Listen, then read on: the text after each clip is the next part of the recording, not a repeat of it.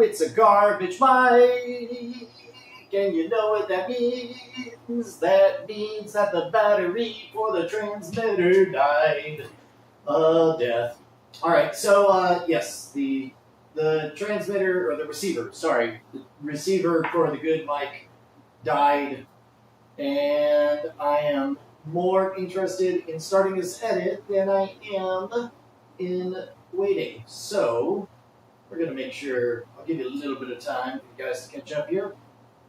And then I'm going to start this first pass edit. I guess I'll go ahead. You know what? I'll just do the whole thing right now. I'll just go ahead and save this as we are. So I ended up having to... Oh.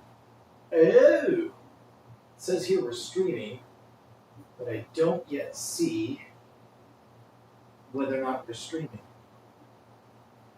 If anybody's in, oh yeah, it says there 38. All right, well, so here's what I got.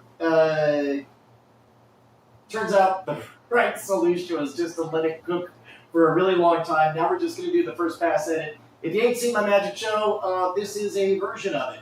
I did it at Embry Riddle Aeronautical University, and I'm not entirely sure where the pieces are going to end up, but we got good footage, so I'm going to see what we can do with it.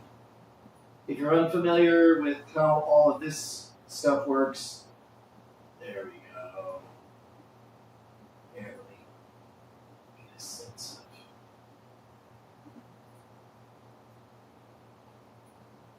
this. There we go. Lance, are you in Daytona Beach? I was in Embry Riddle Aeronautical University. I was in Daytona yesterday morning.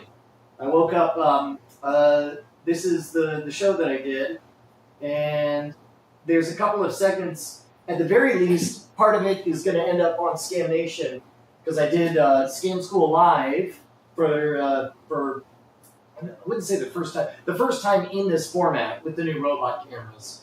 So I'm going to see what I can get, and I figured I might as well edit the whole show, because it's been a minute. Basically, I'm doing it for the reps. So I'm going to hit go. Sorry I'm shouting. This mic is garbage, so you guys can tell me whether or not this is coming through. So at first, you can see there's no audio for a fair bit.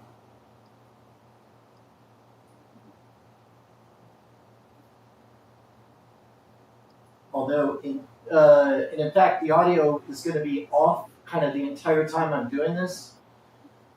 By off, I don't mean turned off. I mean, like, not quite correct.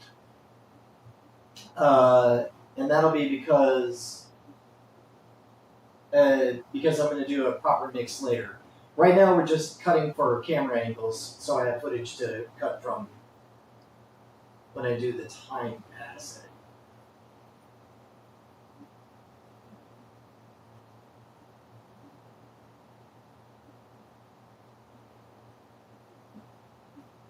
So the idea on this is the whole show happened, but the part that I cared the most about is the 3 to 4 minutes where I do one match puzzle on stage. It played well and it got a good reaction.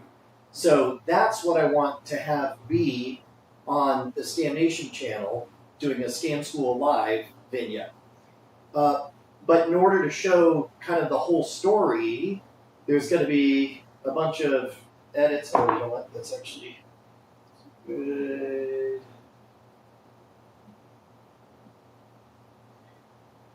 Oh, yeah, messages in the chat. When I go live unannounced like this, and there's not like a significant reason, it's usually kind of a sneak attack. So, especially because I was live earlier today, it sneaks up on people, which is fine. That allows me to not have to like perform the full show. But yeah, Lance, that's one of those things where, because this is a university event for the university, paid by the university, then it's for them, and so it's kind of up to them whether or not I let anyone know that I'm there, because it's their private show.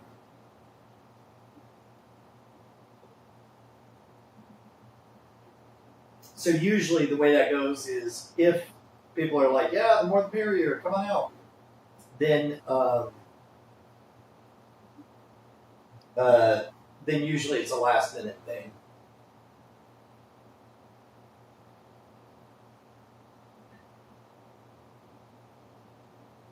And if I was going to do a sloppy job on this, I would be cutting through all of this, just going straight to the 3-minute segment that I want. But since I want to have the whole thing presented, there we go.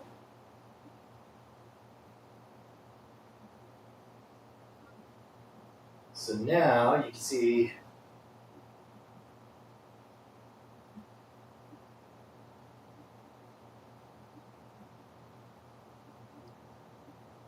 thanks, Lance. Appreciate it.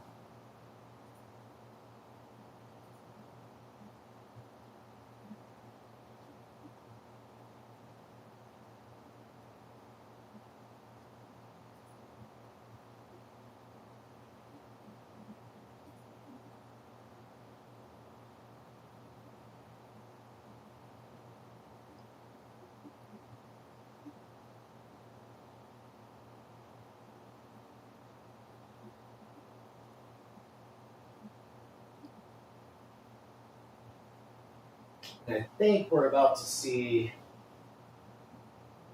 the next camera come up.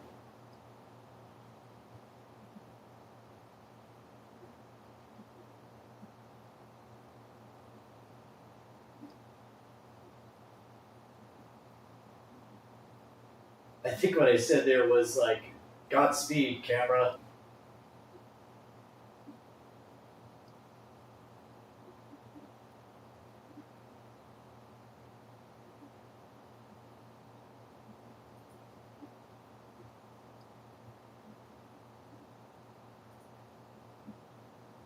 There you go. This guy's turning on, which I believe I'm about to hit record on it. That's me attaching the receiver pack on there. What is Panago?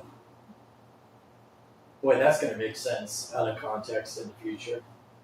What is Panago?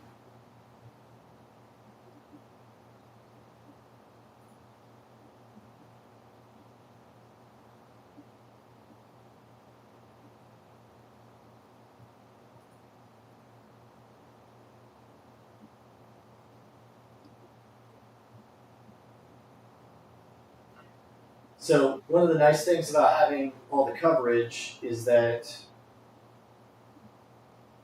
there we go, is that there'll be lots of moments where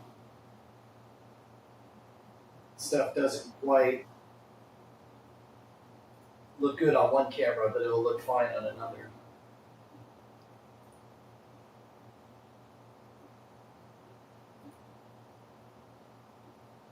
By the way, shouts out to the fine folks at Embry Riddle Aeronautical University. Their campus activities board is Touch and Go Productions, and they're just all stars.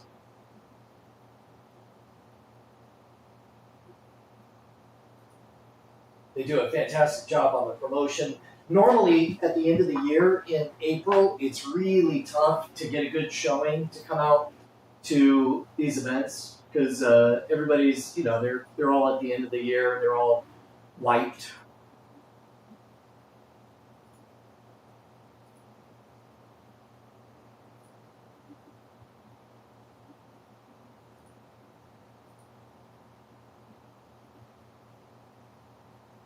But they got an awesome turnout for the room. The setup was great. Here we got audio coming in now.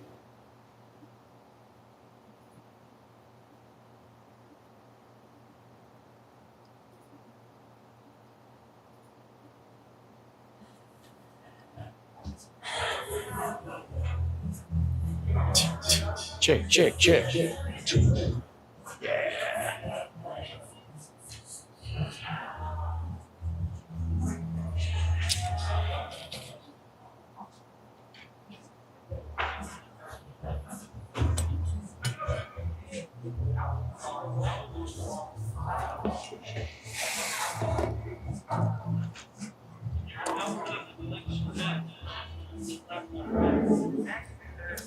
Yeah, we can test.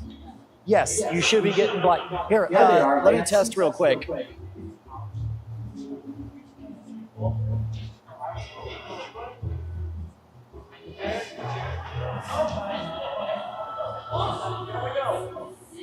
You got output?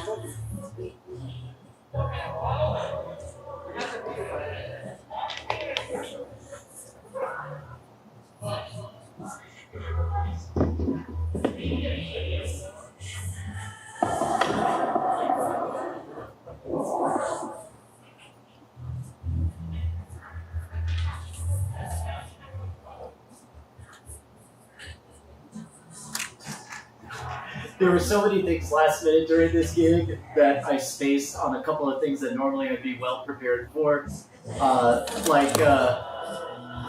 We had a tight window for setup, so I had to relax my standards for how tidy everything is. Like you can see all of the wires and guts. And I think I had a Diet Coke bottle out, which is not in my style guide, but you do you do what you can.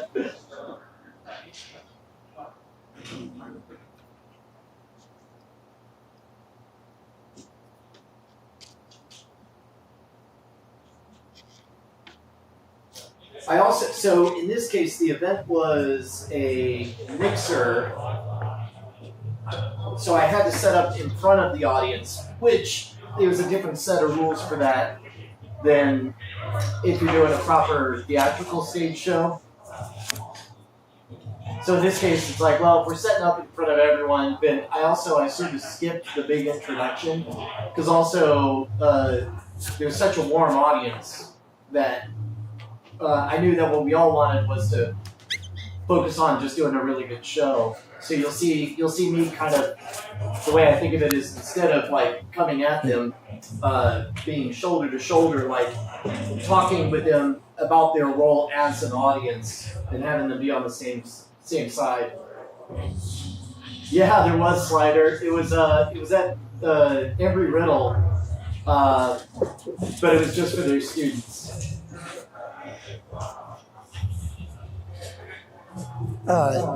Hey, Brian. We've never needed it, but I always insist on having a fire extinguisher around. Is there one nearby? Or if we just know where it is? Actually, Okay. I think we usually just grab one from the hall.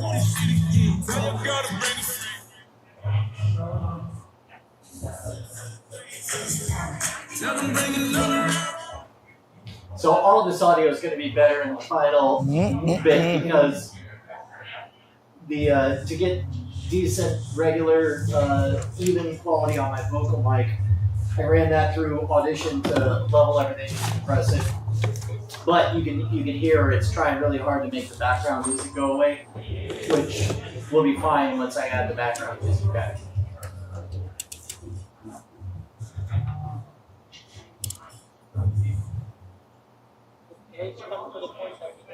there's one directly inside the net. Okay. That's one of those where it's like, if it does matter, then seconds matter. So I'll just set it over here. And again, we've never needed it, but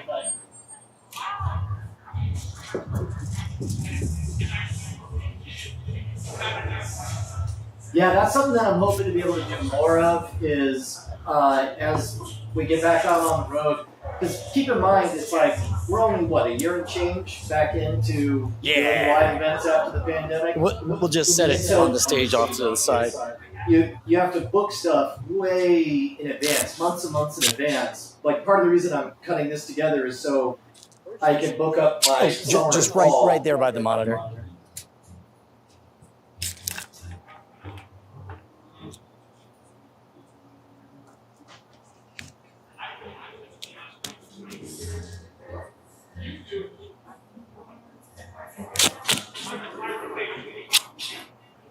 Oh, did you come out to Scam School shoots? Oh, Slider, that's amazing. Dude, that's fantastic. I love that we had kind of a cartel of folks who were always coming out to those. And now, I mean, that's part of the reason that I'm focusing on getting these live ones in there. Hello, Ryder Outdoor. How are you, sir? I'm good. I'm actually live right now doing a. Do you want to see how the footage came out from the live show on Friday? Yeah, on Modern Road. Yeah. So I'm Yes, just, sir. Sorry, you're busy right now? Sure. I'm not going to take up. It's kind of weird. Like I'm. So this is how I'm Oh, to do photos? Yeah. That'd be great. Yeah. And I'm watching myself before the show. Yeah. Backgrounds out there. I'm sure. However I behave. Oh, of course. That'd be awesome. Is courteous and professional. You got it, Because, man. like, normally you don't think of before the show as part of the show, but now we live in an age where everything is part of the show, including us being live as I talk to you about this meta commentary about us watching the live stream of editing the show.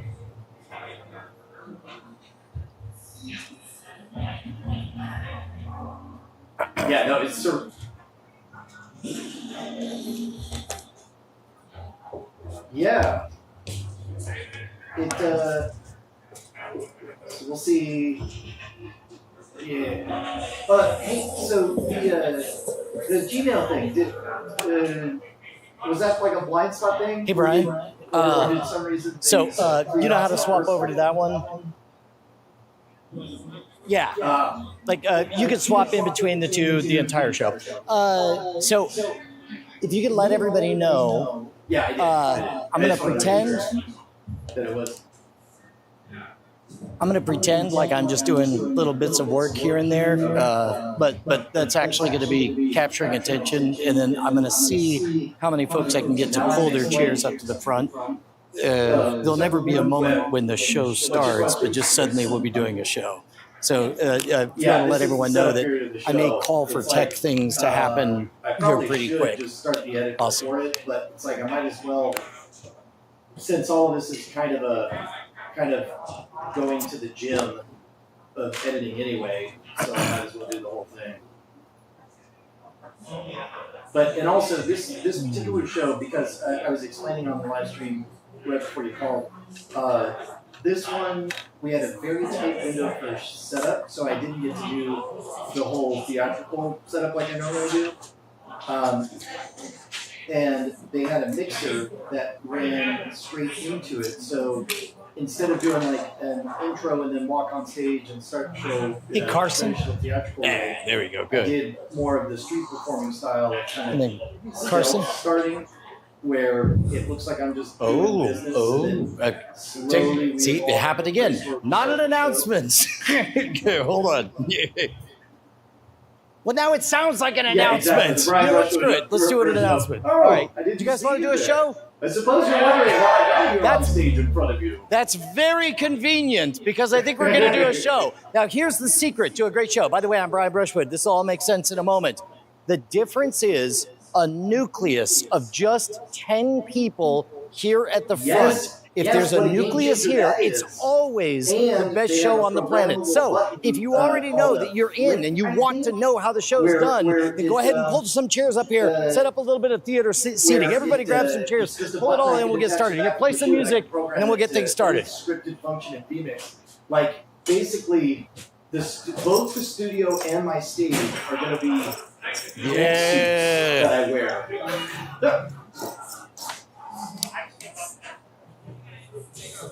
Cheer. Exactly, right? Hey, Carson, let's see what it looks like. Are you able to It's make like all this the world lights like says, dim "You know what's a or good blue, idea?" real dark?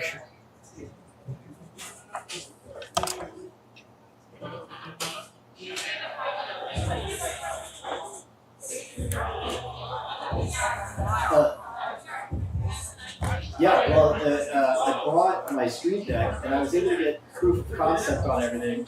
And this particular show, like, there's a couple of older media files that had poor audio mixing on them, but everything worked, which was good enough. But as proof of concept, like, we're going to be able to do scripts and advanced stuff to where if I want to, I could just skip entire routines or press one button and all of a sudden it rewrites the script to to do a different routine. Let's go ahead and bring those spotlights down for a second.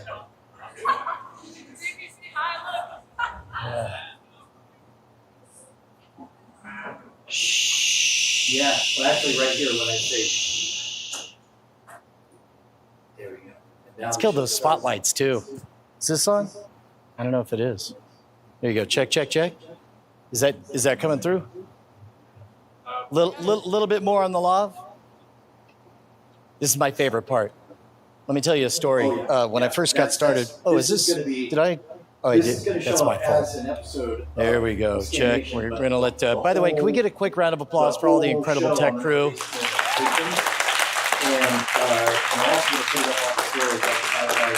So normally, some of you guys have seen the show, and we do the big show. We have a whole, me and my buddy magicians, we put on the show. But this is the vibe that I love more than anything, because I'm an old man. Before you were born, there's a little tiny rock venue that would play blues era music, and the band would take a break. And nobody was there to see some goofball eating fire. But just like I did right here, I would futz around and kind of set stuff up on stage, and there would be this moment that I don't know what else to call it except for a magic spell, because I would just hold the torch, and I'd wait, and quietly, row by row, everybody would look up.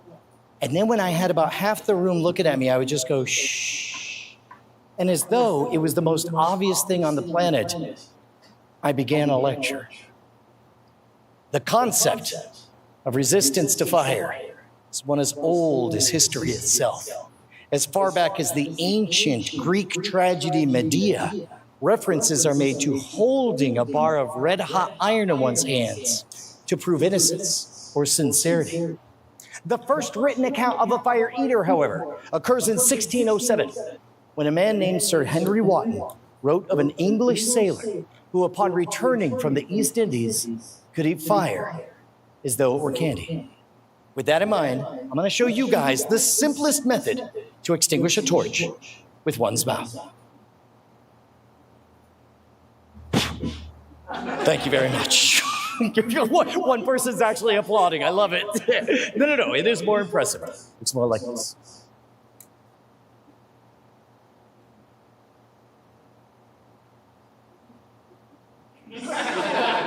There we go.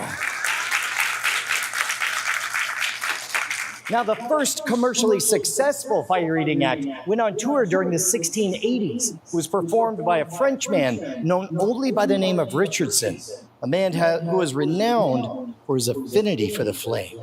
In fact, it was rumored that his teeth and gums were so calloused and immune to the fire, he could hold a burning torch between them, just like so.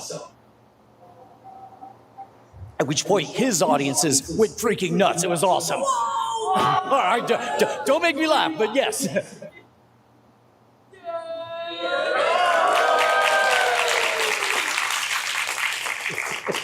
There we go. I love the clapping lightly for safety, clapping lightly for safety. By the 1800s, we come to a time that some people call the golden age of fire eaters. This is a time when performers who had names like Ching Ling Fu, Xavier Chabert, the Fire King, these individuals shifted the focus of the fire eating away from the tolerance of the heat and the flame, and instead moved it towards the artistry and the skill with which one manipulated them.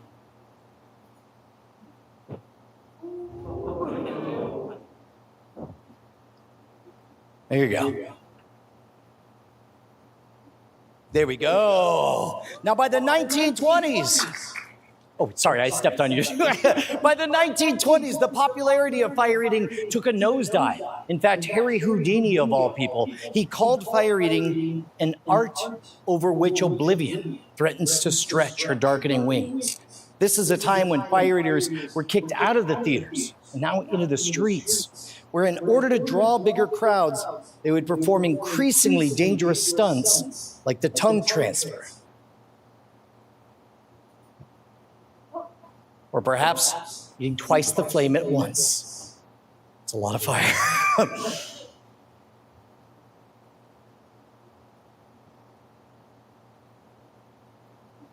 There we go. And now I'm going to conclude this demonstration by showing you guys the single most difficult and dangerous fire eating stunt. This one's called the human candle.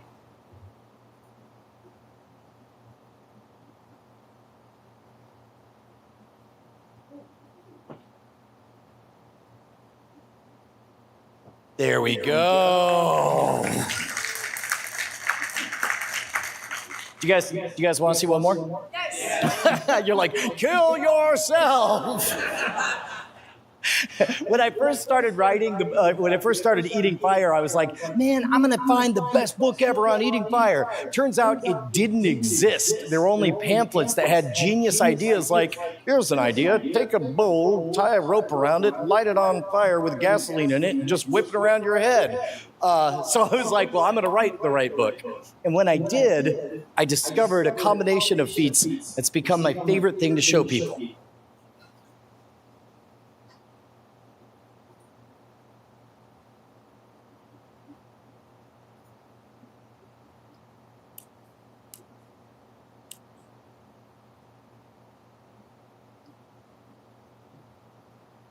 There we go. All right, let's get those lights back on. My name is Brian Brushwood. You guys want to see a magic show? Good, because I'd like to do one. We're going to start off with something that's a little bit like sword swallowing in miniature. Ladies and gentlemen, you see before you 9 4.5-inch 30-penny nails. I want you, buddy, reach forward, choose any one of those bad boys. Go ahead, wiggle it out side to side. Hold it high above your head where everyone can see it. And I want you to use both hands and verify. You know what? Let me get a little bit of house lights for the show. That way I can see you guys. I want you to use both hands. Try to verify, does that nail bend? No, of course not. Go ahead and push it in your, not through your palm, but into it. It doesn't collapse. All right, I want you to watch. I'm going to be very careful here. No switcheroos, no tricky fake David Blaine BS. We're going to show you guys a feat that dates back nearly 100 years, a feat that was originally called the human blockhead. I love this moment when people realize this. What's going on? All right, now some people think that this is some kind of illusion, but you can see that's actually going inside the maxillary sinuses. You have two sets of sinuses. You got your frontals and your maxillaries. These are the ones that curve down and become your throat. When this gets to the very back, I will feel it touching my throat, and this is called the human blockhead.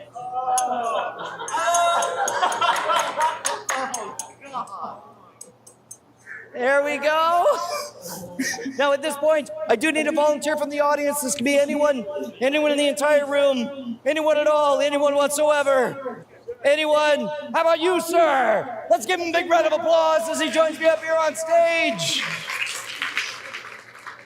As he comes bounding to the stage in a blinding burst of speed and enthusiasm. There we go. Awesome. Hey, dude, I'm Brian. What's your name? Cody. Cody, come on over here. You're going to stand on this side, Cody. Cody, you have an extremely important job, Cody. Sorry, guys. I'm tearing up. It's just that emotional. What's that? That's the first mistake. I trust me that. Uh-oh. Well, here's all I want you to do, Cody, is reach forward with your pinching fingers and grab just the tip of that nail. All right, now it's very important, Cody. On the count of 3, I'm going to start backing away. When I do, I want you to hold perfectly still as that nail pulls out of my face, all right? All right, here we go, Cody. Ready? 1. There you go. Pinch 2. 3. Nice and easy, Cody. There you go. Nice and easy, Cody. Keep going, Cody. Good job, Cody. There you go. Keep going, Cody. There you go. Go, Cody. Go. And that is a souvenir for you, Cody. Let's hear it for Cody. Cody, who's actually keeping the nail. That's amazing. Oh, no. Okay. It's a souvenir. Some people think that's done with some kind of like tricky nail, but I give you my word of honor, it's not. That was a booger joke. Yes. No backsies. All right. I want you guys to play along with me on this one. Because when I was a kid, Here, let's go ahead and flip over that video.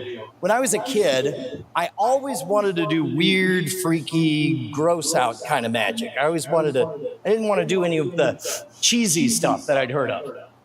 But the problem is, I didn't have any money, so I'd buy stuff at garage sales. You guys probably don't remember this. You probably have seen them maybe in Cold War era films.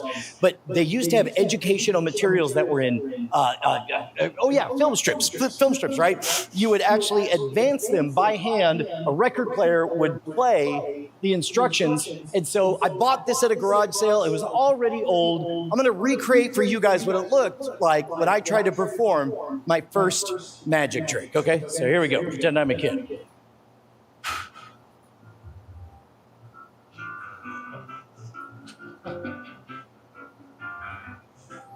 Oh man, all of this section is going to play really flat for you guys on the screen on account of there being no audience and you can't hear the music track. Magic. What is magic? Magic is an ancient and mysterious art, deeply rooted in religion and history. Magic is also a fun, hilarious, and wacky way for you to entertain your parents. The postman. Yes, even astronauts are amazed by magic. But how can you use magic to entertain all these people? Why, it's simple. Once you learn the Indian skewer through tongue trick. Yes, everything you need to perform this incredible illusion, anytime, anywhere, is included in the box.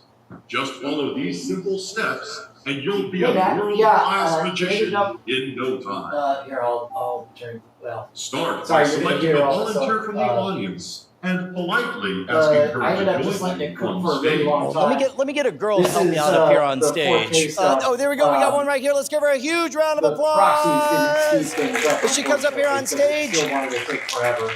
Awesome. I'm Brian. What's your name? Caitlin, there we go. Caitlin, I was gonna say have a seat. You're gonna stand right here, face towards your audience. Caitlin, there we go. We're gonna do a magic trick. Here we go. Prove to her that yours is a normal tongue by having her carefully inspect it. Make sure there are no piercings. When your volunteer is confident that yours is a normal, unaltered tongue, you can move on to the next step. Look good? It's good. Now reach into the box and pull out the long skewer. Just as she inspected your tongue, have your volunteer carefully examine your skewer. Make sure it is completely unaltered and ungimmicked. Look good? When your volunteer is satisfied that there's nothing tricky about the skewer, you're ready to begin. To perform the incredible skewer through tongue trick, simply grab your tongue with your left hand, hold the skewer in your right, and stab the skewer directly through your tongue. That's right, stab the skewer directly through your tongue.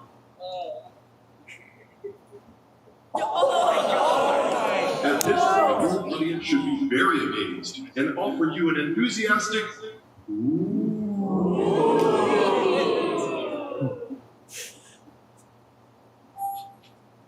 But what the audience didn't see is that you never really stabbed the skewer through your tongue at all. You really switched the original skewer for the gimmicked one in the box.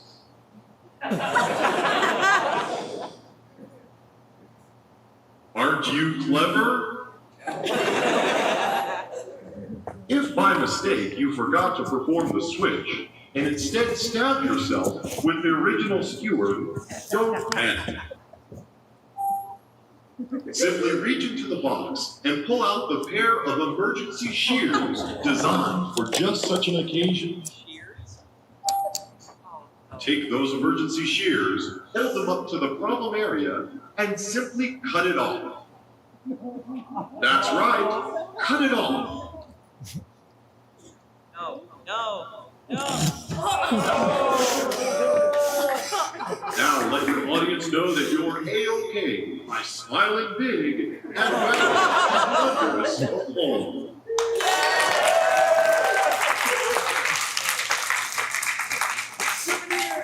Now, you couldn't have performed this illusion by yourself. So thank your volunteer by giving her the skill. This phone is actually made of hard blue gelatin. The same one that we used to make the ballistics gel from the potato can episode. It tastes awful.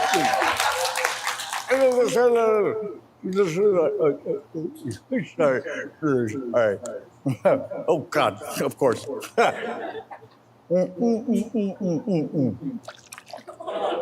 Oh, it's just real blood. By the way, sometimes there's a all ages crowd, so insurance makes me do this standard disclaimer. I don't know if there are any kids. If there are any kids in the audience, if you cut off your tongue, it really does grow back. It is awesome. Do it. All right, guys. Did I get it all? No, it's not good enough. I'm going to have smeary face for the whole rest of the show. Is it really good? Is it all better? Oh, you're killing me. All right, here. I'll tell you what. In the meantime, we're going to do an experiment in ESP, second sight, psychic phenomenon. How many? Well, actually, here, we're going to do this. And for this, I need 2 volunteers. So I'm going to come out for you. Oh, you know what? I think I have some music for this. Look at that. Past Brian. Smart one. There we go. All right. I'm going to come out. I'm going to feel around for psychic vibrations. Trying to test for psychic vibes. Nothing. Sorry. I'm getting like a forced bubble of energy. I want to say somewhere. Oh, I feel that. I feel like yes. You, sir. What is your name? Jose. What's that? Jose. Jose. Let's hear it for Jose as he has up there on stage. I'm gonna get a friend for Jose. I'm feeling some powerful energy. Yes, you, sir. What is your name? Justice. Justice. Let's hear it for Justice and Jose, our 2 psychics. As they come bounding to the stage in a blinding burst of speed and enthusiasm. Let me get, you know what? Let me get Justice on this side, Hosa on this side. Now, before we get started, Justice, Hosa, we need to know going into this, would you consider yourself to be a believer or a non-believer in ESP, second sight, psychic phenomenon? Hosa, right? Hosa. A believer. A believer. And Justice. Non-believer. A skeptic, which means for our ESP experiment, I got at least 1 volunteer who doesn't even believe in ESP.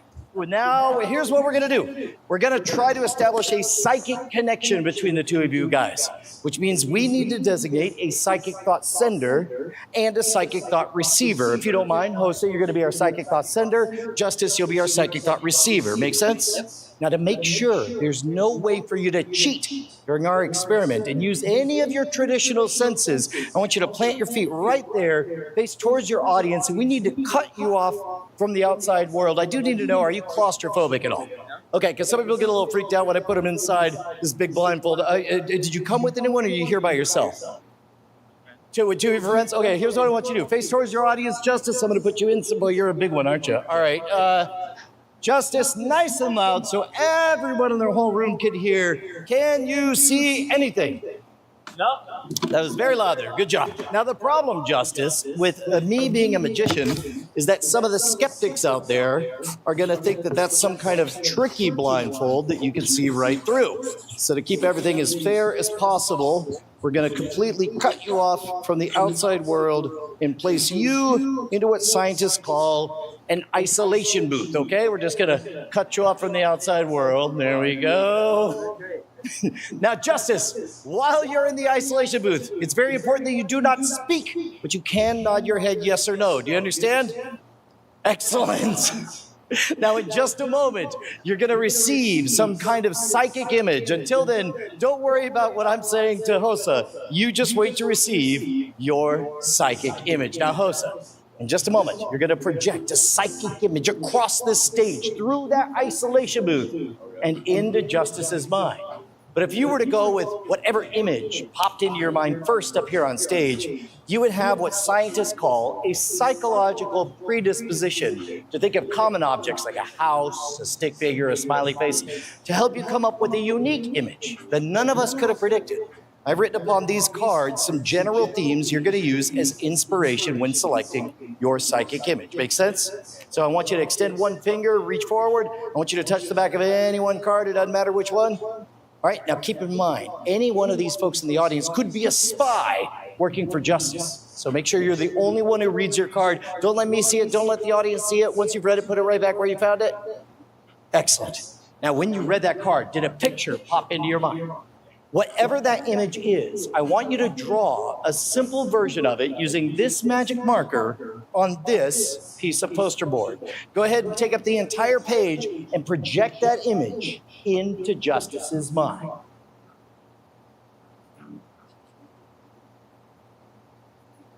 Justice. Have you received a psychic image? Remember the talking rule, Justice. Okay. Yep, okay. Justice, I'm going to put this poster board right here in front of you, bud. I want you to put your hands on each side, find the edges. I'm going to put the marker in your left hand. Take the cap off of that marker. Draw nice and big whatever image came to you, no matter how strange it may have seemed. Are you finished over here, Osa? I'll take that magic marker, step up to that mic, and whatever you do, buddy, don't stop projecting that psychic image. It's obviously very detailed psychic image. How's it coming, Michelangelo? Okay, you good? Okay, he's giving you the thumbs up. All right, he's recapping. Cool. All right, there we go. All right, and now, let's see. Ladies and gentlemen, what psychic image popped in to Justice's mind?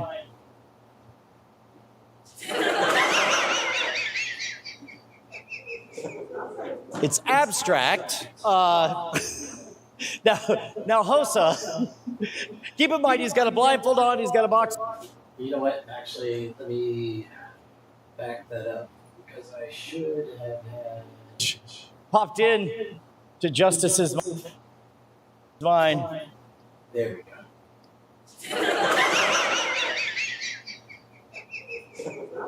It's abstract. Now, Hosa, keep in mind he's got a blindfold on, he's got a box over his head, he's got questionable artistic talents. But if this was an actual ESP experiment, would you say he got it right or he got it wrong? You say he got it right. I'll tell you what. Hold on. Nice and loud. Why don't you tell the audience, what were you sending a picture of? Christmas tree.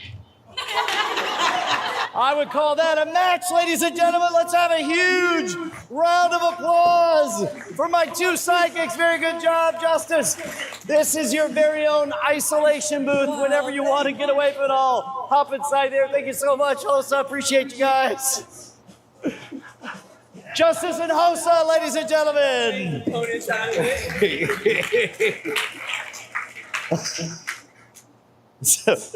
I get to do this experiment a lot, and sometimes the images are close, other times not so much, but tonight, damn, it's pretty good.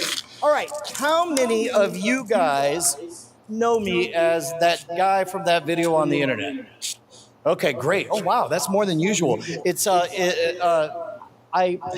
was always such a rare thing to get recognized, and there was a magician, and I'm like, oh, I never know white people recognize me, and he's like, Brian, there's not a magician under the age of 30 that didn't grow up watching you teach magic on the internet, with a little show called Scam School. Now, here's the thing about Scam School. Now we call it Scam Nation, and during the pandemic, if you haven't seen it, the show was always about being out at the bars and winning free drinks through magic and trickery, that kind of thing. Then the pandemic happened, and couldn't so much go out to a bar, so it real quick became a show about a dad in a garage teaching tricks to a 12-year-old girl. But now that we're all finally able to get out here, and now there's a bunch of you guys that know about the show, who here would like to learn some magic tricks? Okay, I was hoping for cheers. That's fine, though. That's fine. Okay, so tell you what, give me lots of house lights right here. We're going to do a little bit of reshuffling because this is going to be interactive. We want to make sure that the cameras are able to see everything. Whoever, make noise if you want to come up here and be on the show.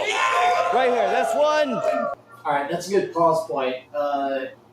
Yeah, that was fun teaching Josie.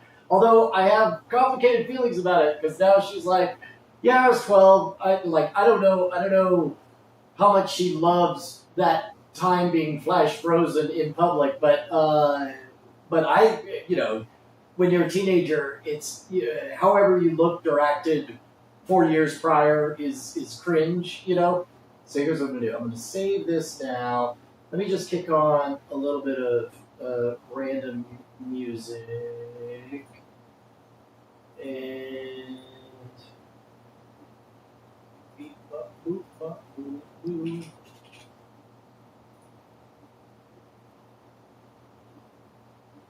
There we go. Let's turn this down.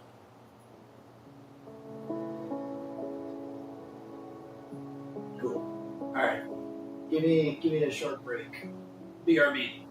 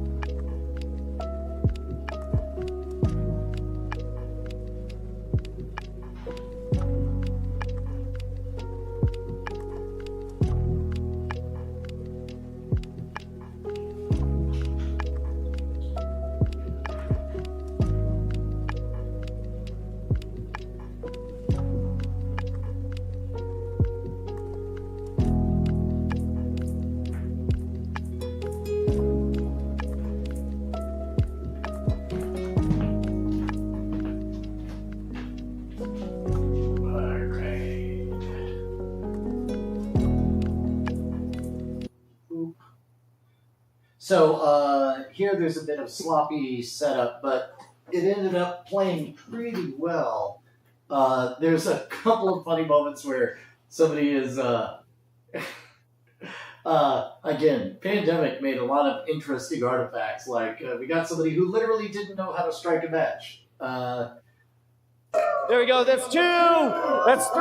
Come on up. That's wait. You work here. You know what? Those 3. Come on up here. Everybody, make noise for them as they come bounding to the stage in a blinding burst of speed and enthusiasm. Here we go. Here we go. All right. So here's what we're gonna do. Grab some chairs. Grab some chairs. Gather around. Gather around. You guys have seen the show. As a matter of fact, let's do this. Let's go. Let's make introductions. Your name was Cody and Chirad and Monty. Excellent. All right, here, Monty. Describe for the audience what the show usually looks like. So the show usually, he'll start off by asking someone a question. It really depends on what you level. And then what happens is he lets you try to solve it. After that, you usually have to get it, and he'll give you some practice runs. Wait, but okay, that's shockingly good. I don't like how good of an explanation that is. Here, pull up a seat. Have a seat right here. Okay, so I'm going to show you guys the very first one. You guys might have all seen this. You got to pretend like you didn't, all right? First thing you want to do is you want to attract attention. Now, we talk about winning a free drink at the bar. Doesn't have to be a free drink. The point is that there's something you want. You want to be the interesting one who's got a story to share with everyone. So you want to do the kind of trick that someone across the bar who has nothing to do with what you're up to can see it and say, whoa, what was that? Do it again. Something where you don't need to ask a favor for anyone, something like this. I don't know if it'll work in here. We'll see.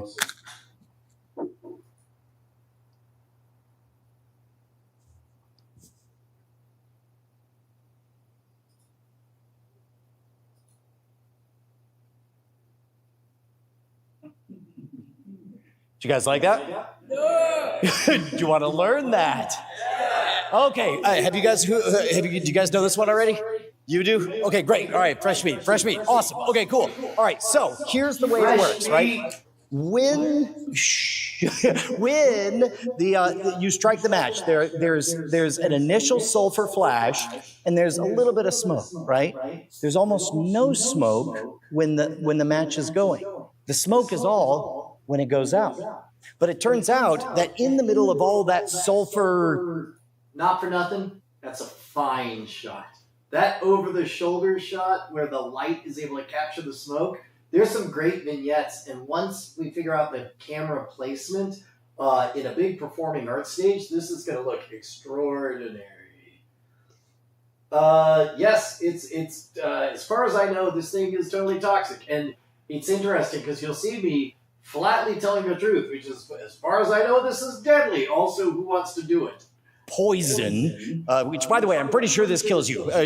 Pretty sure it kills you, right? If you inhale one of those chemicals, I believe it draws all of the water vapor that's in your lungs. It actually works like a vape. So your lungs become full of it kills you. I swear this kills you. Never do it, except totally do. So what you're going to do is you're going to act as though you're... That was another case. I missed a good. I swear this kills you. Never. Let me back it up. Full of it kills you. I swear this kills you. Never do it, except totally do. So what you're gonna do is you're gonna act. That's another interesting thing. With the cameras there and the screen behind, all of a sudden a bunch of shots that wouldn't normally make any sense. Like, a lot of these are over-the-shoulder shots, but they make sense because the audience can both see my face and see the back of everything. So it's almost like I'm doing the show in the round, and you get to see all of the angles. Act as though you're worried about the wind. You're going to act as though you're not sure it's going to work.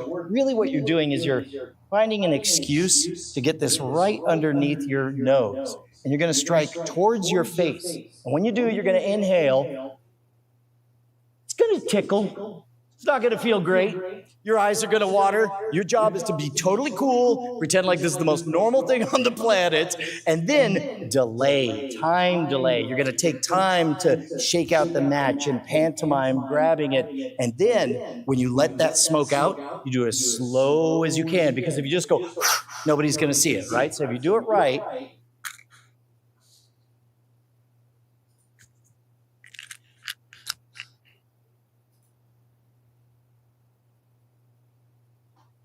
and you actually get, you can clap for it, that's fine, yeah.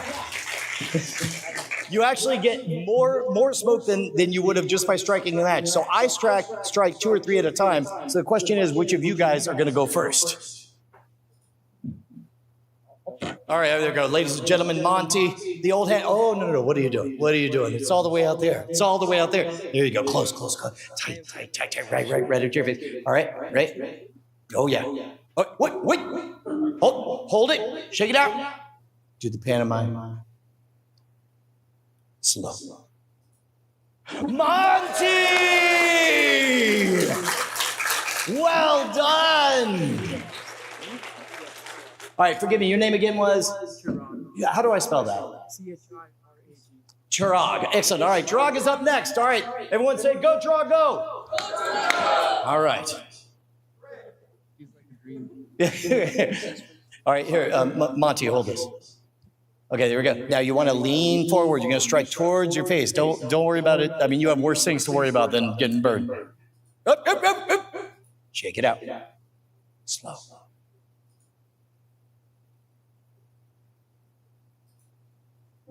Yeah, you could do it again. In fact, both of you guys, go. You could try. You know what? Screw it. All of us. You've never lit a match? You sweet summer child. Okay, so here, take 3 of them. You're going to strike it towards your face. Here you go. We're all going to do it at once. Also, you're going to get burned. I'm trying to cover all my bases. All right, you ready? Yeah, you're just going to strike towards your face. Closer. Lean forward. Yeah. Closer, like down. There you go. Towards your face. 3, 2, 1, go. And inhale through your nose. I can't get my light. Closer. Cody. All the way down.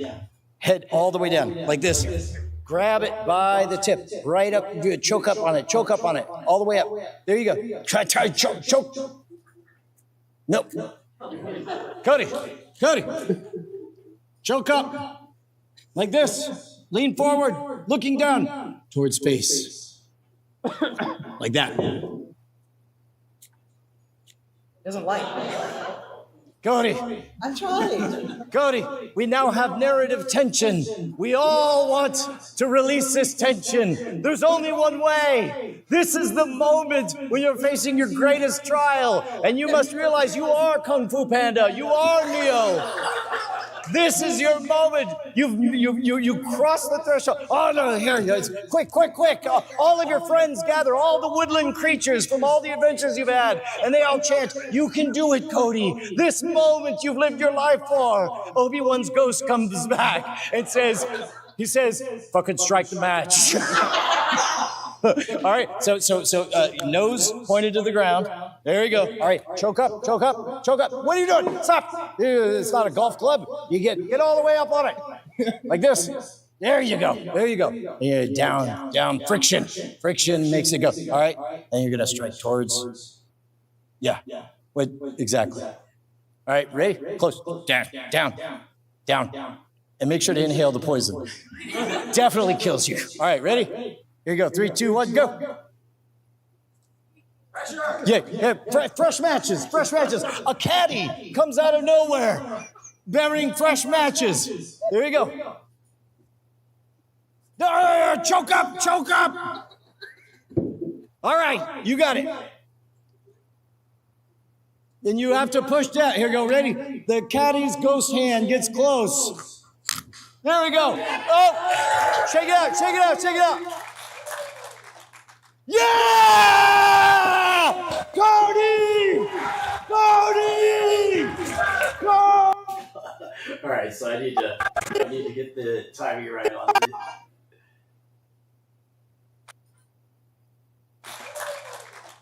Yeah! Cody! Cody! I missed it.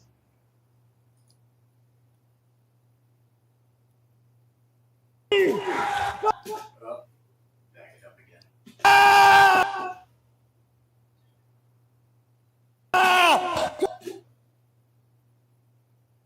Cody!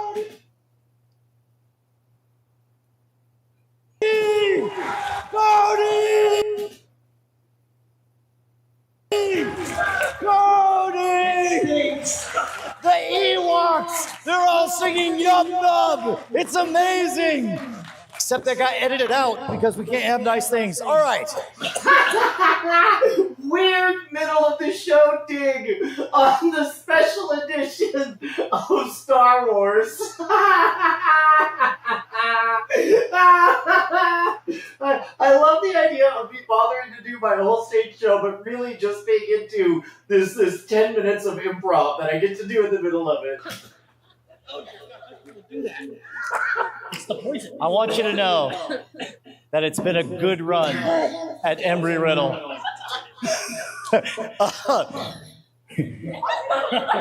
We got this. So here's the thing. Says his throat feels like a Goodyear tire, which makes me wonder how you would know that. All right, so if you do this right, then the first thing somebody says is do that again. Never do it again. Once is a trick, twice is a lesson. Sometimes a lesson is 7 or 8 times. But in this case, you want to answer a question with a question. They say, do it again. You're like, did you like that? What are they going to say? No? They're like, yeah. Do you want to see another? Yeah. So now you move on. And for this, let's get a total blackout, all the way dark, all the way dark. So now we're following up. They don't know what it's going to be, but they get, oh, here it comes. You say, dramatic tension. There. Oh, I like it. All right, ready?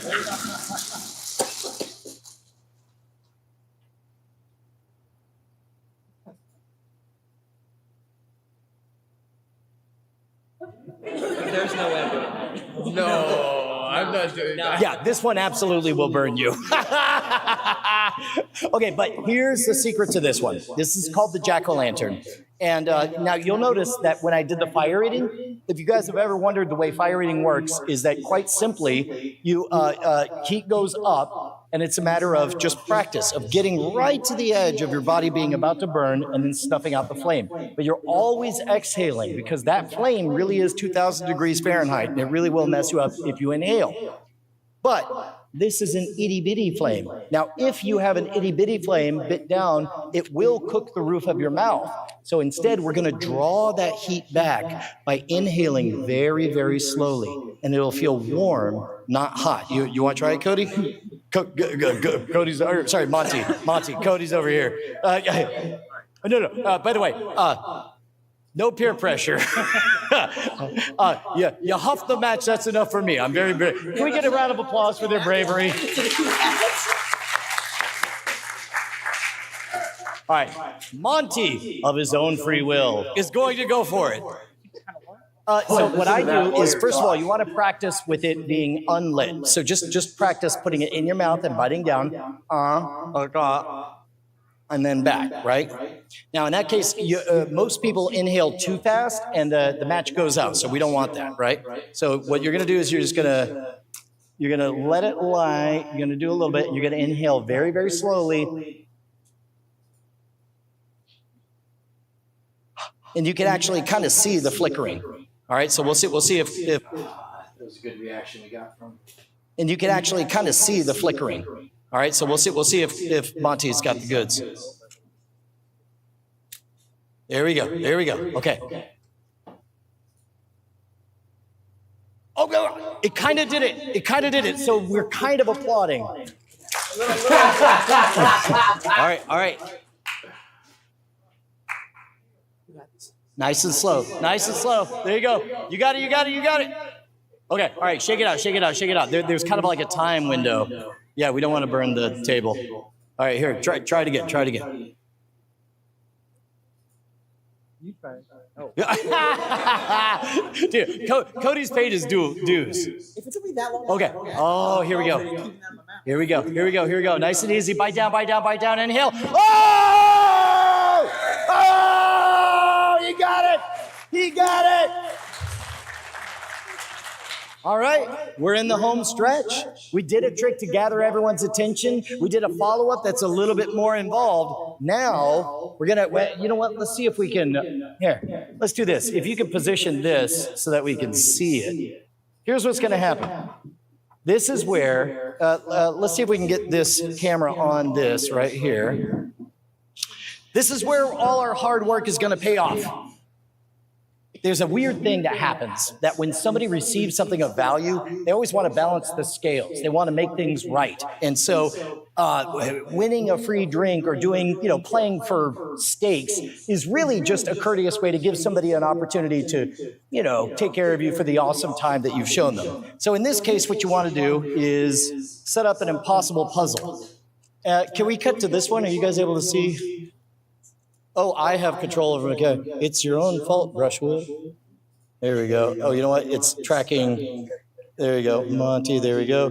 Oh, sure. Just go nuts. Are we able to?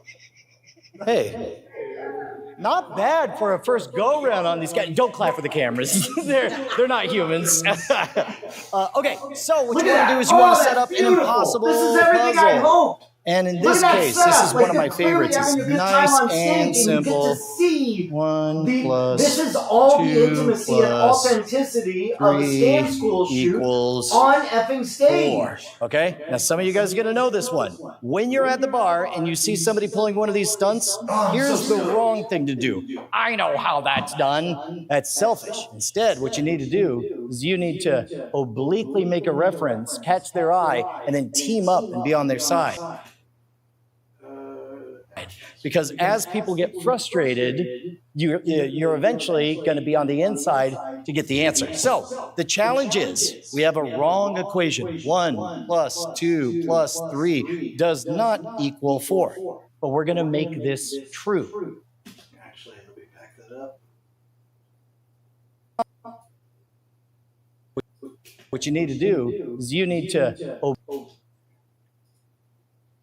That's selfish. Instead, what you need to do is you need to obliquely make a reference, catch their eye, and then team up and be on their side. Because as people get frustrated, you're eventually going to be on the inside to get the answer. So the challenge is we have a wrong equation. 1 plus 2 plus 3 does not equal 4. But we're going to make this true. Now, I say true, first thing everybody thinks of, go ahead, raise their hand if you thought does not equal. Okay? I'm not here. Let me back that up. Yeah, Jeff, the thinking is, I don't know, going back to bars would be small, right? But doing it on stage would be more reflective of where we are now. And if I'm doing a stage show and each one, the Scam School live segment can be those first 2 openers that are great big crowd pleasers. Depending on the audience, I could sub out something that isn't, something less toxic. But then the third beat, the closer, the bar bet, can always be one of these puzzles because at this point it's earned. At this point they've already seen 2 tricks, and so it's earned because the opening block of stage show material is polished and solid and has them all the way in, and they're willing to take the leap during the Scam School live segment. And the first one is like, well, that was fun. The second one, that was fun. And the third one, this is where it's like, I'm going to bet that this is okay. So this is the moment that that I never thought could actually happen. The idea, doing a cerebral bar puzzle in this environment, but watching the audience, we don't have a shot of it here, so you have to take my word for it. Like every eye in the audience was totally focused and in on it. And you'll see me kind of touch base with the audience, asking who thinks they've solved it and so on. But if that moment can be different every show, then that becomes a way to revisit in a new light a lot of the tricks that we've covered before. I'm not here to say you're wrong. I'm just here to say I ain't buying a free drink for that one, all right? There's a cleverer, more elegant solution. You could also take one of these from one side and put it on the other side, but I'm going to make it even harder. Say I'm not buying a drink for that one. I'm only buying a drink if this side forward is all true. So before I even ask, raise your hand if you think you already know the answer. Okay, all right. We'll find out if you're correct. Okay, we'll start with you, Monty.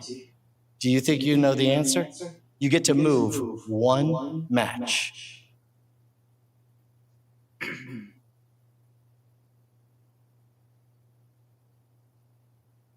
One plus. Okay, so 2 plus 2 minus 3. Not exactly 4, but I like that you're creative. And to be honest, the worst thing you could do is make somebody feel foolish or dumb. Instead, what you need to do is you need to say, like, I like where your head's at. Figure something you like about it. So in this case, that's a good stab. You got a guess?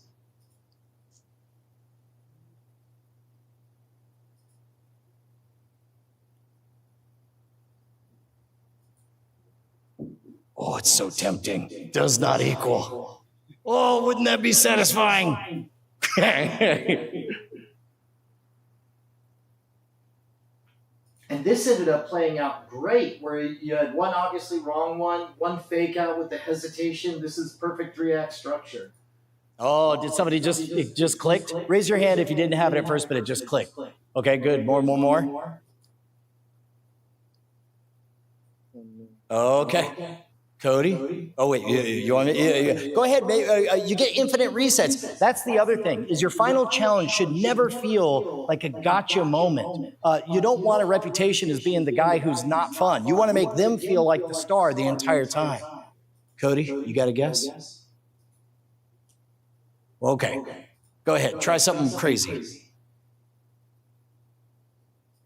There we go. So in this case, it would be 1 minus 2 times 3, and there's something there, but that would be -1 times 3, which would end up at -1.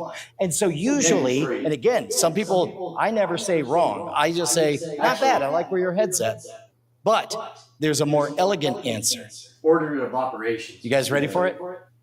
So if you do it right, these challenges always end with a gift. A wave of realization happens, and they're like, of course, because 1 plus 2 plus 3 does not equal 4, but 1 plus 1 plus 1 plus 1 does.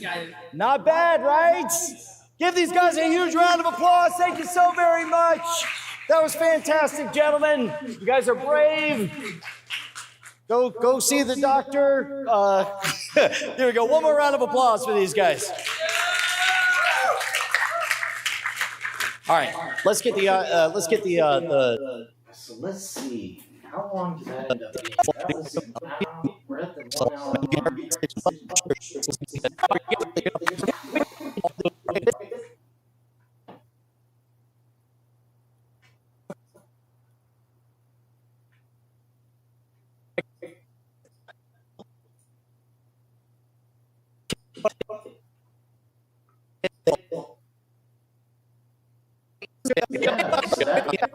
that chunk is 3 tricks and 17 minutes of the show, and that was a fine 17 minutes.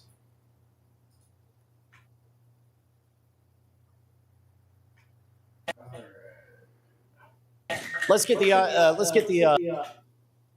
a lot of people, you want to be ambiguous about whether it's Roman numerals or not. What you want to do is don't fall into the trap of being the enforcer. You want to be quizmaster and keep it fun for him, which means, lots of saying, could be that, could be this, could be another thing.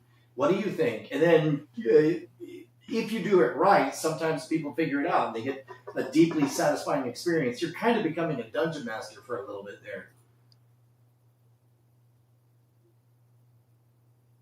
Oops, I don't know why I clicked on that. the stage lights back on. Because here's the thing.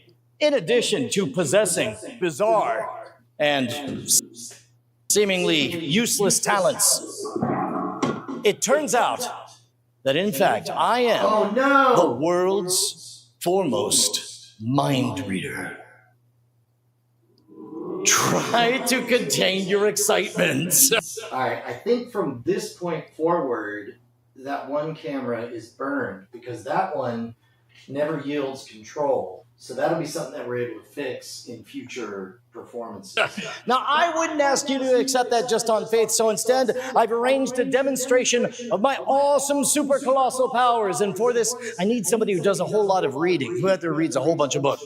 Yeah, when we would have engineers on, it's interesting, and the stage show has always played extremely well with engineers, and I think it's partly because there are parts of the show that are 100% real and figure-outable, and other parts that simply are not figure-outable, and they enjoyed the puzzle aspect. So weirdly, when I was touring colleges, the engineering schools, during the show, I would always feel like, oh, I'm drowning, I'm dying. They're not reacting. But then they would come up after the show and say that was the greatest show I'd ever seen. And quite simply, they were just enjoying it on a more cerebral level. Similar thing happened in Scam School. Sometimes on the comedy show, we always do games, and I have to remind guests that the only way to lose the game is to try to win the game. Because the real prize is being funny. You like to read with stand up right there. No, you don't need to go anywhere. What do you like to read? Sci-fi. Yeah, no, I'm more of a fantasy guy. We're like arch nemesis in Nerd World.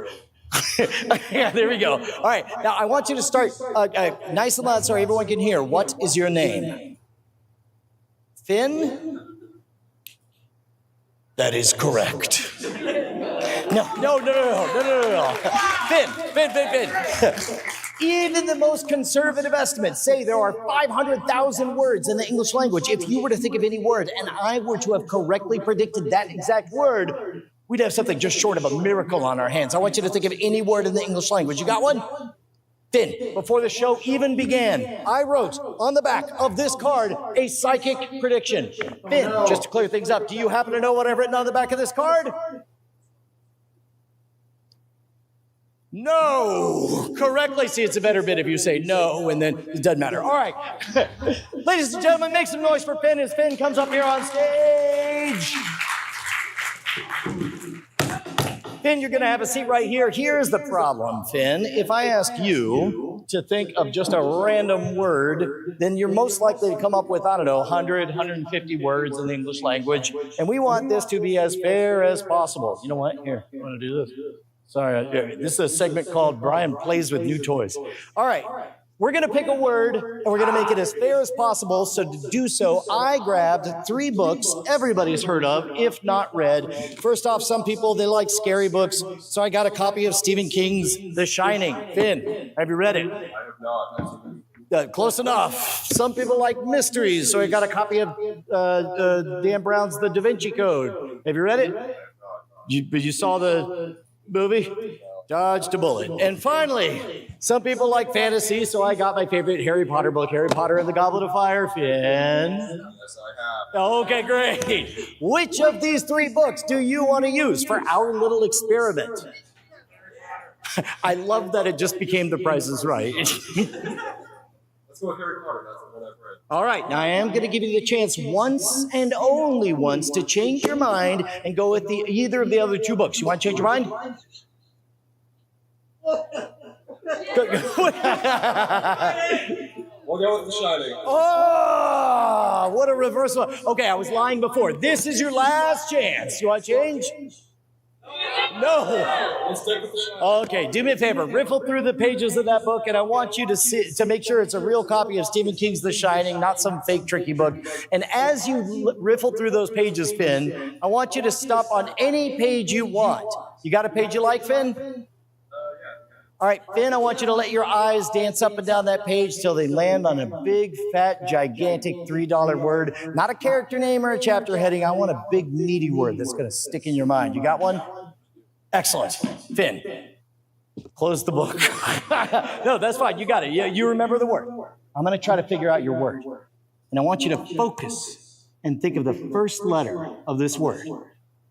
And I want you to think of an animal that begins with the same letter. You got one? All right. Focus on that animal. Project it over here.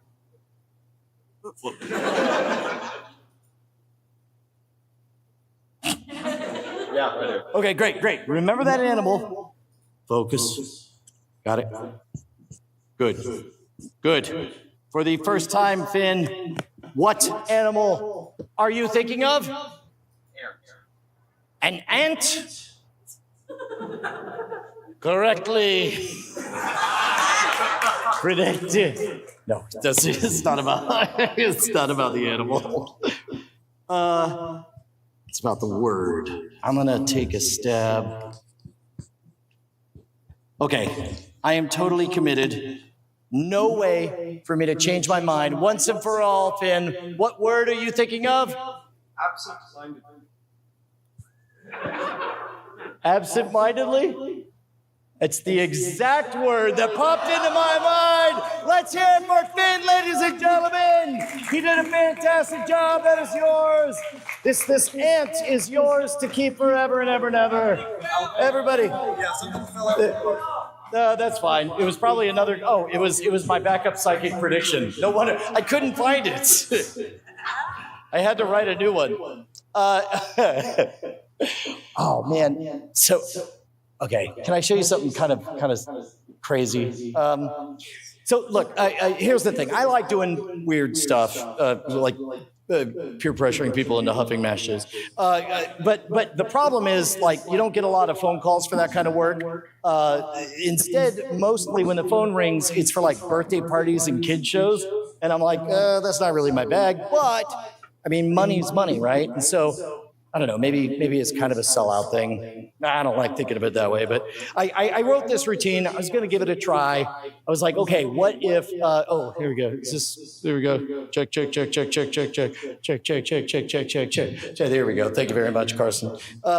So I thought to myself, okay. Yeah, unfortunately, the audio that we're working with right now is the one with mine, so I'm going to have to edit and post. But yes, that is. What would it look like if Brian Brushwood did a kid's birthday party? And this is what I came up with. Here we go.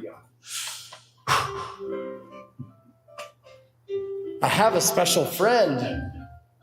He lives inside this house. His name is Mr. Happy Pants.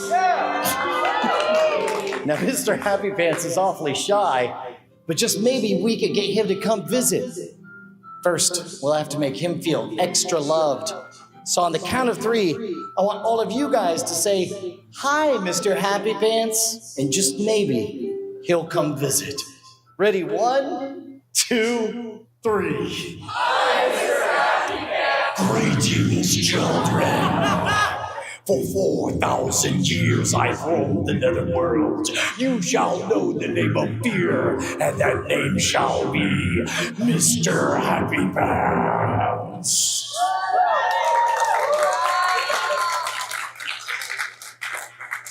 Well, hello, Mr. Happy Pants.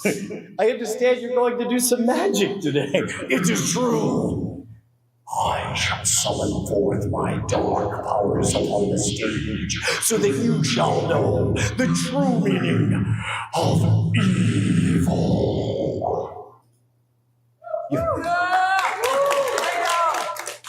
Who cheered for evil? No, okay. Are you going to do that all by yourself, Mr. Happy Pants? No, I require a victim. Mr. Happy Pants, we say volunteer in magic. I'm sure you mean volunteer. Bring me a sacrifice now! All right. Oh, wait, there we go. I hit all the wrong buttons. All right. Mr. Happy Pants needs a volunteer. He likes girls. We got any girls? Right? No, I got right here. Here we go. Let's give her a huge round of applause as she comes up here on stage. Oh, there we go. Hang on, I gotta hit this button. Here we go. Come on over here. That'll be your spot right here. My name is Brian. What's your name? Ava. There we go. Ava, that'll be your spot. Mr. Happy Pants, Ava is all yours. Look into the eyes of Mr. Happy Pants. You are powerless to resist the will of Mr. Happy Pants. Now, Ava, reach forward and touch the manly chest of Mr. Happy Pants. No, actually, no, just feel around, make sure there's no tricky apparatus. It really is my hand inside the puppet. That's not some kind of like fake rubber hand or something like that. Silence. A real hand. Now, Ava, reach into the box and remove the object from within. Should only be one object. Okay, good. Excellent. Now, wait, there we go. Here, I'll grab that there. All right, now Mr. Happy Pants needs you, Ava, to reach forward and point to the center of his chest, a place you could definitely feel flesh. All right, I'm gonna mark that spot right there. I want you to feel above, below, and all around that spot. Make sure you feel flesh all the way around. Everything checks out. There you go, check the back as well, just to make sure. Thanks for pushing my hand into the needle, that was fun. There you go. And now, Mr. Happy Pants, it's time for your big children's magic debut. Now, foolish mortals, you shall observe the incredible power of Mr. Happy Pants. Feel the chest of Happy Pants. Do you feel flesh? Excellent. Now, Eva, raise your hands above your head. All you in the audience, raise your hands above your head. All the way up, and bow to Mr. Happy Pants. All right, that's enough. Let's have a huge round of applause for Ava and Mr. Happy Pants. Hold on there, Ava. Don't go away. You did so well. You get a very special gift. You get the very rare, very limited edition, very much sought after I Love Mr. Happy Pants t-shirt. Let's hear it for Ava. She did a fantastic job.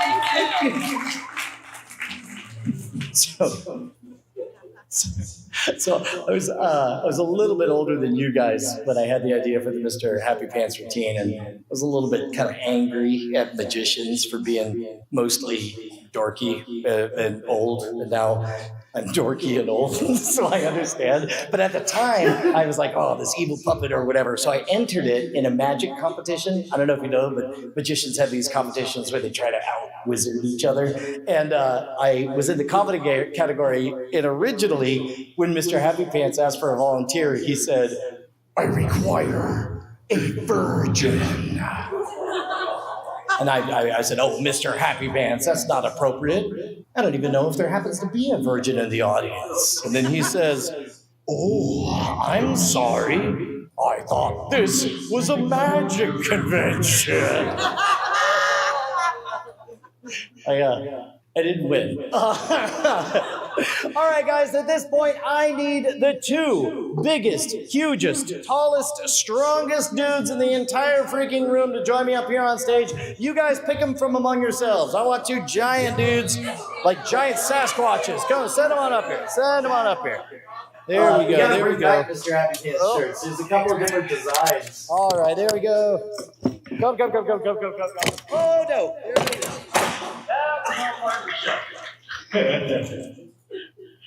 It's funny, it's been minutes since I've been here, do me a favor, you guys check this out. I want you to make sure audio it's goes exactly to what it shit seems here. to be. That is a regulation asylum issued straitjacket. They are outlawed in 26 of 50 states for being cruel and inhumane. That one comes from the Humane Restraint Company out of Madison, Wisconsin. They are the world's largest supplier of humane restraints, and their catalog is terrifying. All right, so here, these go on from the front. A lot of times when you guys see straitjackets, they put them on backwards because it looks better on television. The straps go in the back, so there's no way to get at them. By the way, what was your name? Max. And Jack, excellent. Do me a favor, both you guys, you'll see there are 3 buckles at the back. I want you to start strapping them in. They work just like the belts that around your waist. There we go, throw that through. And keep in mind that how impressive this is in a moment will depend entirely on how cruel you guys are, so make sure you show absolutely no mercy. Which, no, it feels like you're doing a great jerk. You want to get these to the tightest notch you possibly can. Are you sure? No, I bought this when I was in my 20s. I just turned 50.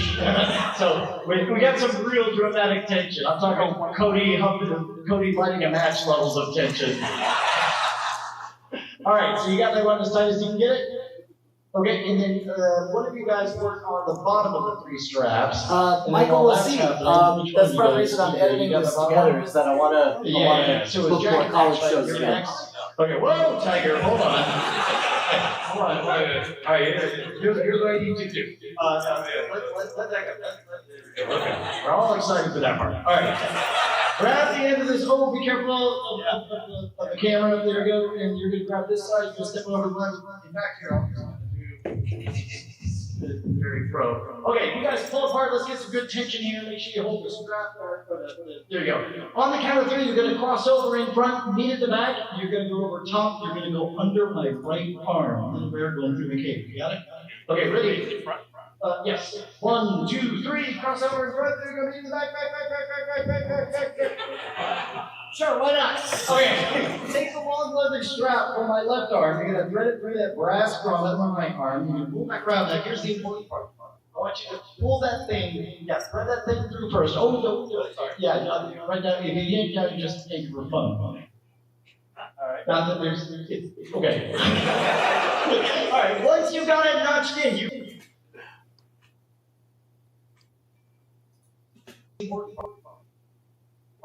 I want you to pull that thing. Yes, thread that thing through first. Oh, no. Sorry. Yeah, right down. If you yank down, you just take it for fun. All right. Not that there's. Okay. All right. Once you got it notched in, you guys are going to work together here, and I need it. Pull that thing to the tightest notch you can possibly reach. Do not pull back, which neither of you do. All right. You okay? That's the last one he can do. Finish threading that through. The way you would like a regular belt so it doesn't flop all around. All right, now, oh dear. Now we get to the most important part. You guys get to the point. And I need one of you to reach forward. Grab that cross strap. There you go. Thread that through that steel clip right up there in front. Once you got that threaded through, you're just going to let that drop down. You're going to let that's good too. Thank you. Teamwork. All right. There should be an alligator clip. You might have to fish it out. You're going to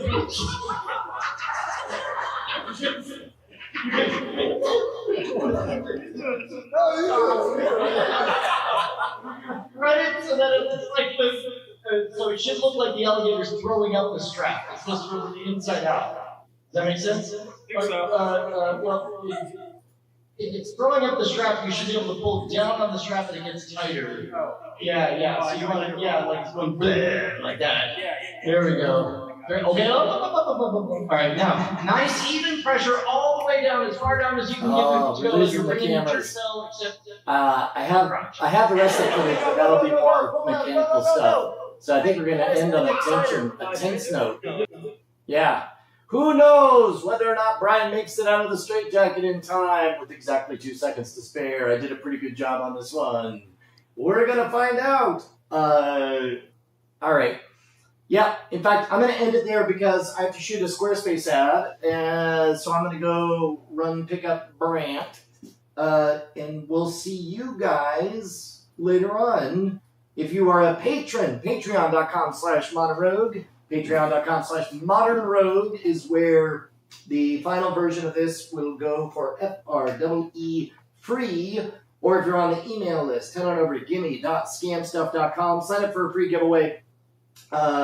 Really what you're doing is you're signing up for my email list where it's very raw and authentic. Thank you guys very much for hanging out. It's good to see you guys. And Hopefully I'll polish. I don't know how much polish I'll be able to put on this in time. Time is the real factor on that one. But we'll see. All right, guys. I'll see you.